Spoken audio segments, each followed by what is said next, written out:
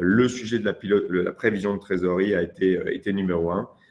Vous avez dû voir aussi sur les dernières années une évolution forte dans le domaine où on a plusieurs acteurs technologiques qui ont pu émerger et qui ont pu communiquer. CashLab en fait partie. L'importance de la prévision est pour nous essentielle, évidemment.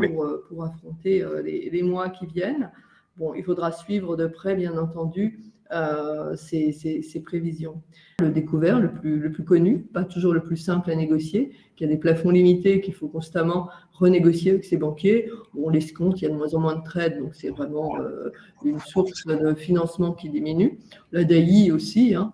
Et puis la facturage qui est une solution de financement qui a toujours été en croissance, sauf l'année dernière, bien sûr, situation exceptionnelle, mais qui reste une solution de financement des créances qui a le mérite de ne pas être plafonnée. Très longtemps, il y a une quinzaine d'années, on écrivait déjà des articles dessus. Ça revient de façon permanente parce que le sujet du cash et du BFR est cyclique. Soit dès que j'ai un peu de cash, j'ai plus besoin de regarder, donc la sensibilité décroît et petit à petit, on a moins de performance cash, on a moins de performance BFR, à moins qu'on a inscrit ça dans les gènes de l'entreprise. Très souvent, lorsqu'il y a la mise en place d'un contrat de facturage, les entreprises se disent « Tiens, je vais être financé à 90%. » Vous savez, classiquement, on dit « Ah, le fonds de garantie est de 10%. » En fait, ce n'est pas forcément de 10%. Il faut déjà aller aborder, constater la gestion du cycle client.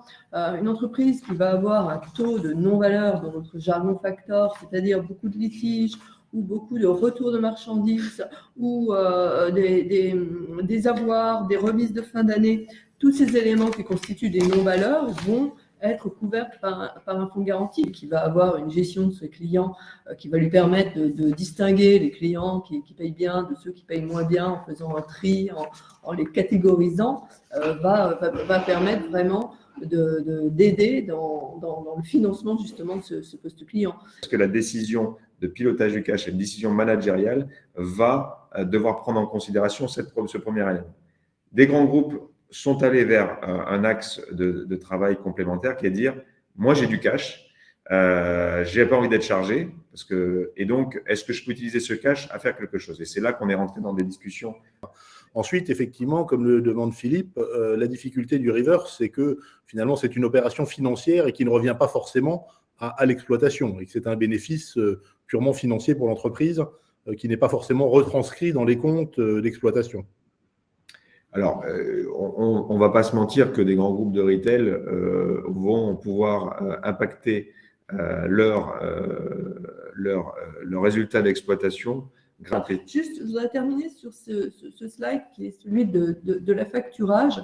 La facturage, dans l'esprit de beaucoup de gens, c'est toujours le financement. Oui, c'est vrai, 95% des entreprises viennent nous voir parce qu'elles ont un besoin de financement et en général, quand elles viennent nous voir, c'est pour un besoin de financement immédiat. Il est assez rare d'anticiper, c'est dommage, cette mise en place. Il y a le facturage dit classique, c'est-à-dire le facturage où il y a qui intègre la gestion du poste client, la relance, l'imputation des règlements, peut être extrêmement intéressant pour une entreprise qui n'a pas les moyens ou qui n'a pas le temps ou qui n'a pas les ressources pour le faire correctement. Vous pouvez d'ores et déjà noter dans vos agendas donc, notre prochain conseil de talent Maestrium qui aura lieu le jeudi 27 janvier 2022 prochain, toujours à 8h30 le matin, avec un thème Manager de transition, améliorer vos chances de succès et de réussite de vos missions.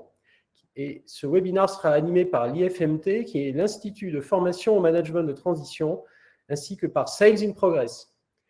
Et d'ici là, cette saison, passez d'excellentes fêtes de fin d'année. Merci à tous.